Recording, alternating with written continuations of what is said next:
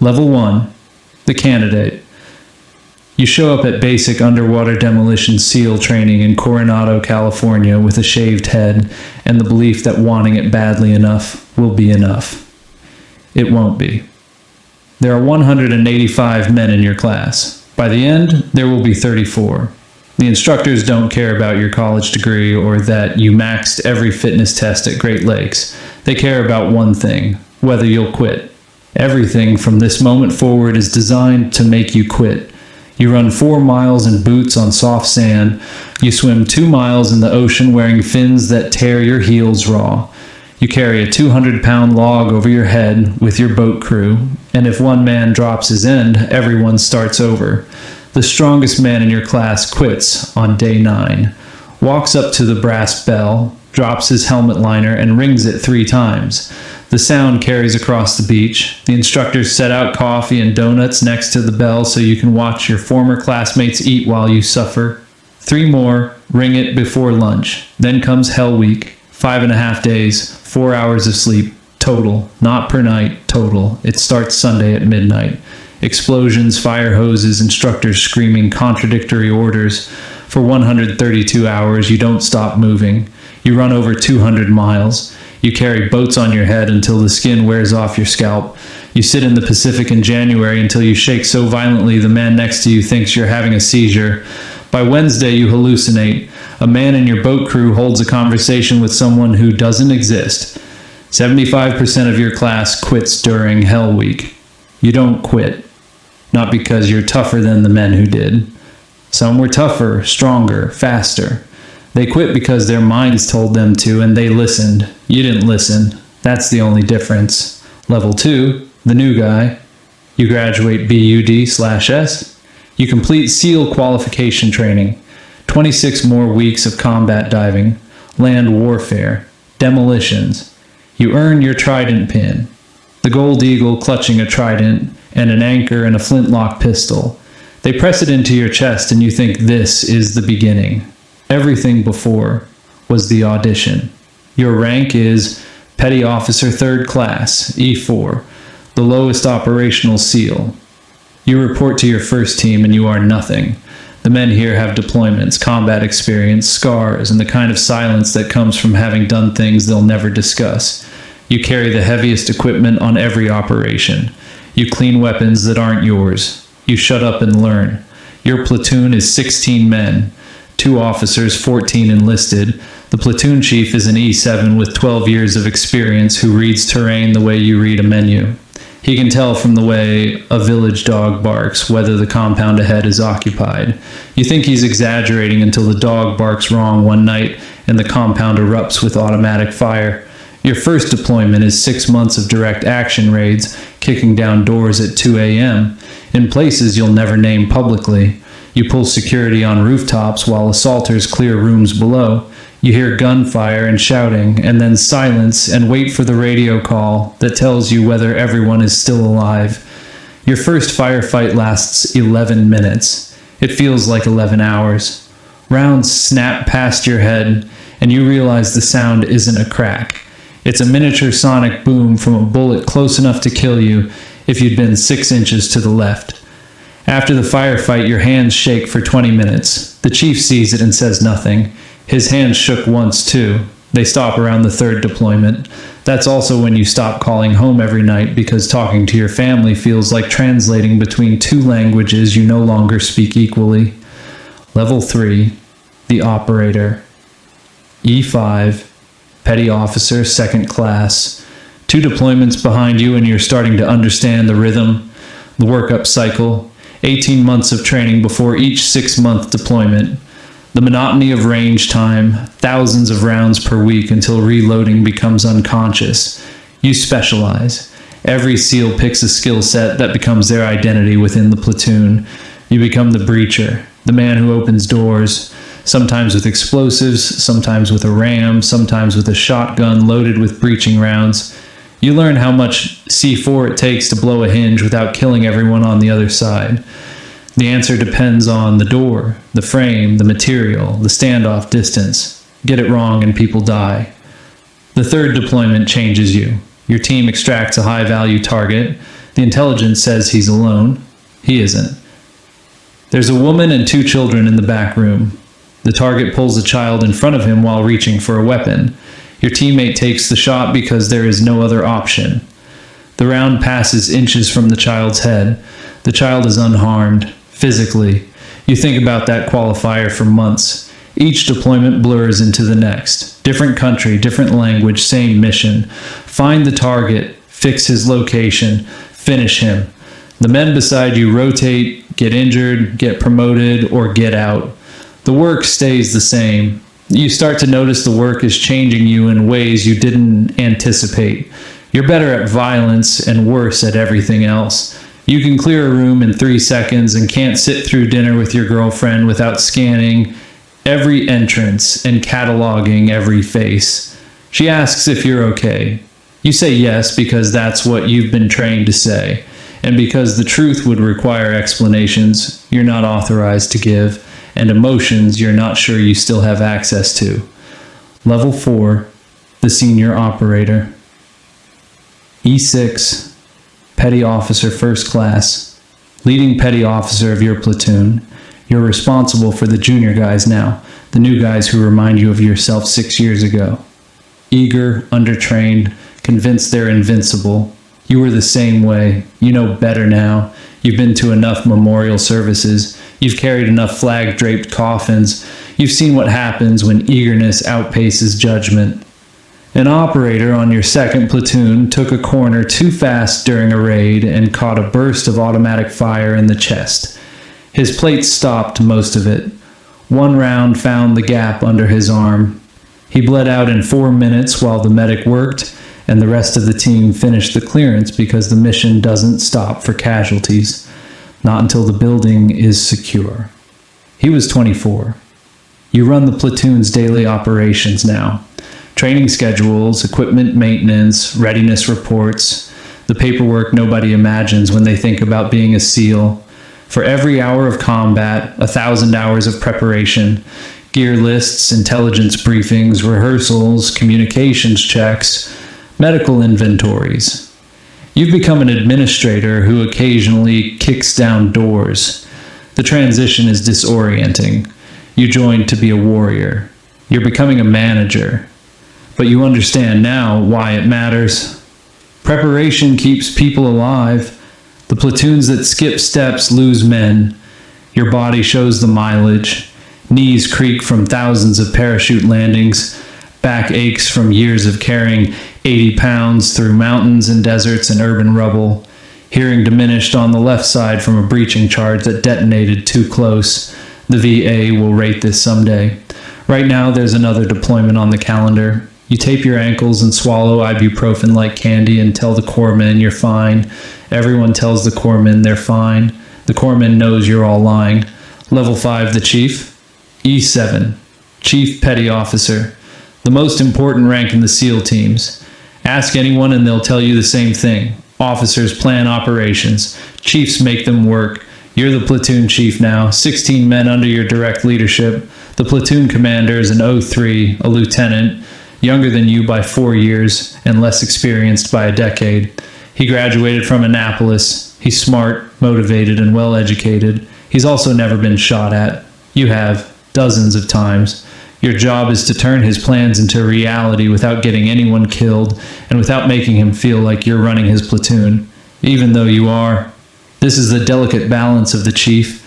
You lead by experience, not rank. When his scheme of maneuver will get the rear element caught in a crossfire, you pull him aside and explain quietly. He listens because junior officers who don't listen to their chiefs make the news for the wrong reasons. Your 7th deployment, a nighttime raid on a compound where a bomb maker operates. His devices have killed 14 Americans in 6 months. You've briefed your team using their photos as motivation. The intelligence is solid. The plan is sound. Everything goes wrong anyway. The entry point is barricaded. The breach fails on the first attempt. The target opens fire through walls. One of your operators takes a round in the leg, femoral artery nicked, blood pooling fast. You drag him behind cover, apply a tourniquet so tight he screams, call the QRF, and continue directing the assault while rounds punch through the plaster around you. The target is killed. Your operator survives after 8 months of rehabilitation. The mission is classified a success. You write the after-action report on a helicopter with his blood still drying on your gloves. Nobody will ever read it except people with the right clearance. Level 6, the marriage. This isn't a rank. It's what happens between the ranks. It's the part the recruitment videos don't show. Your marriage ended during your 5th deployment. She called it irreconcilable differences. The difference was that you left for 6 months at a time and came back as someone she didn't fully recognize. Each deployment stripped away something civilian and replaced it with something operational. She'd find you at 3 a.m., standing in the backyard scanning the tree line for threats that don't exist in suburban Virginia Beach. Your kids are 8 and 11. Your son stopped asking when you'd be home. He checks the calendar on the refrigerator and counts the days himself. Your daughter drew a family portrait in school. You're not in it, not because she forgot. Because her teacher asked her to draw the people who live in her house, and you don't. You live in team rooms and safe houses and aircraft. You keep the drawing in your locker. You look at it before every deployment, and it hurts in a way that bullets never have. You've been shot at in 7 countries, and none of it produced the specific ache of knowing your daughter doesn't count you as someone who lives in her world. The men around you carry the same weight. Divorce rates in the SEAL community hover near 90% by some estimates. The men who stay married are either lucky or married to someone extraordinary or both. The rest accumulate ex-wives and child support and weekends that never feel long enough and phone calls from deployment that arrive at the wrong time zone and always end with someone crying. This is the price. It doesn't appear on any citation or promotion board, but it's the cost that breaks more operators than combat ever does. The bullets you can train for. The loneliness you can't. Level 7, the senior chief. A Bay 8, senior chief petty officer. Fewer than 2,500 senior chiefs in the entire Navy. In the SEAL community, a fraction of that. You've been selected by a board of master chiefs who reviewed every evaluation, every deployment, every commendation, every failure in your career. You made the cut. Most don't. You're the operations senior chief for an entire SEAL team now. 4 platoons, 64 operators plus support staff. You coordinate training cycles, deployment schedules, equipment across the command. You're the bridge between the commanding officer's intent and the platoon chiefs who execute it. When the CO wants the truth, not the sanitized briefing version, he comes to you. You deploy less now. When you do, you stand in tactical operations centers watching drone feeds of raids you would have led 5 years ago. You feel something unexpected, envy. You miss the simplicity. Door, breach, clear, next room. Now everything is meetings and logistics and risk assessments written for people in Washington who've never heard a shot fired in anger. You've started attending funerals for men who didn't die in combat. Suicides. 4 in the last 2 years from your extended community. One was a man you mentored from his first platoon. You taught him sniper wind calls. You stood beside him at his wedding. He sounded fine 3 weeks before he died.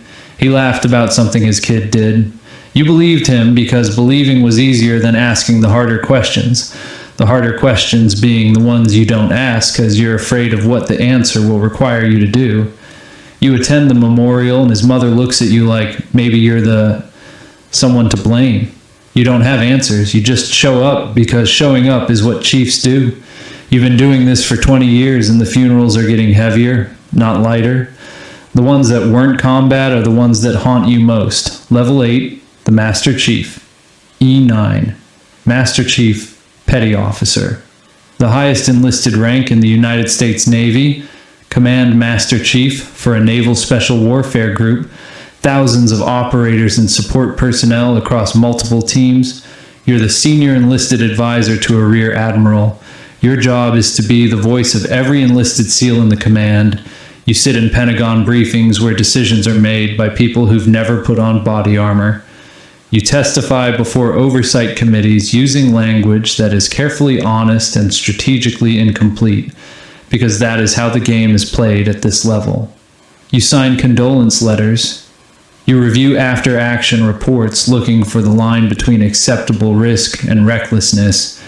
You sit in living rooms with Gold Star families and look at photographs of men you sent into situations where dying was a realistic outcome. Sometimes a mother asks if her son suffered.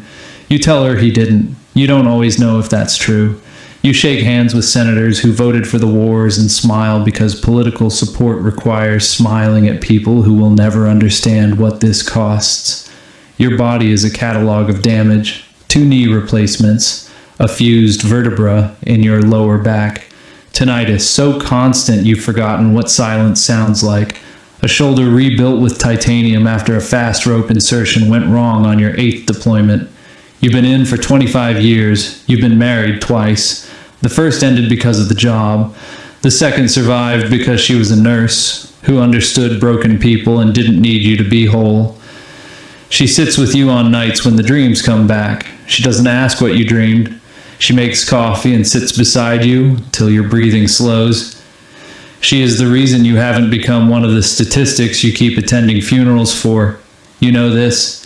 You tell her sometimes, not often enough. Level 9, the Trident. You retire.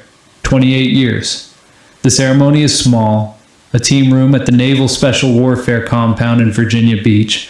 50 people attend, not politicians, not generals, not public affairs officers. The operators, the chiefs. The men who went through the same doors you went through and came out the other side. Your CO reads a citation that describes your career in language that is technically accurate and emotionally insufficient. 11 deployments, 9 combat tours. A silver star for carrying a wounded teammate 400 meters under fire to an extraction point while returning fire with your secondary weapon. The citation doesn't mention you were wounded too.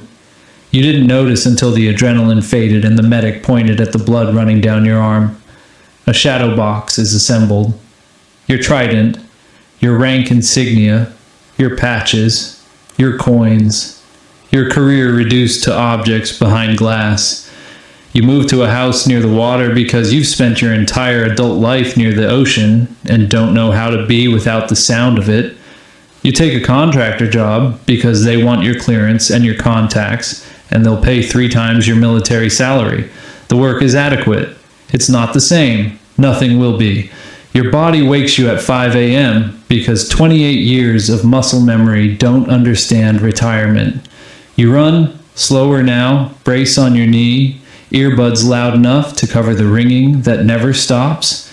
You stay connected to the community. You mentor young operators who call about deployments and marriages and the darkness that settles in quiet months. You tell them the Trident is the most important thing you'll ever earn and the most dangerous thing you'll ever carry because it becomes your entire identity if you let it. Some listen. Most nod and return to the team room because they're 26 and invincible. You were the same. You tell them anyway. Level 10, the cycle. Somewhere in Coronado right now, a class is forming on the beach. 180 candidates standing in the sand, shivering in the pre-dawn darkness, staring at a brass bell they swear they'll never ring. They've watched the movies. They've read the books. They're dreaming of the Trident. They have no idea what it costs. They don't know about the deployments, the doors kicked in at 2 a.m., the split-second decisions that will replay in their dreams for decades. They don't know about the marriages that won't survive the 4th deployment. The children who draw family portraits without their fathers, the funerals for friends who survived combat but not the silence that followed. They don't know about the VA waiting rooms and the titanium joints and the ringing that never stops and the nights spent walking the perimeter of a suburban house looking for threats that aren't there. They don't know the Trident pin will become the heaviest thing they own, heavier than the body armor, heavier than the rucksack, heavier than the teammates they'll carry to helicopters under fire. They just know they won't quit. They're standing on that beach with 180 hearts beating and 180 minds convinced they are different, that they will be the ones who make it. Most won't. The bell will ring over and over in the coming weeks. The ranks will thin, the beach will empty, and the ones who remain, the 34 or 30 or 28 who refuse to ring that bell, will earn the Trident. They will become the most capable warriors on the planet. They will also become strangers to the people who love them, ghosts in their own lives, carrying classified memories in bodies that wear out decades before they should. They don't know this yet. They just know they won't quit. That's enough to start. It was never enough to finish. But they'll learn.